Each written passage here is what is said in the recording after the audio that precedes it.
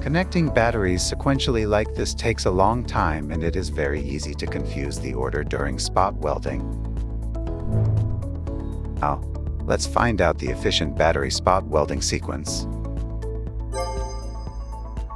First, spot weld the side marked as A with even numbers.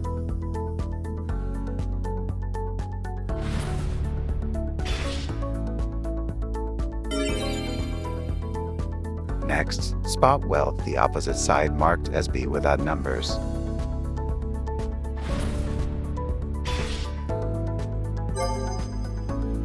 By doing this spot welding, it is very easy and simple to do,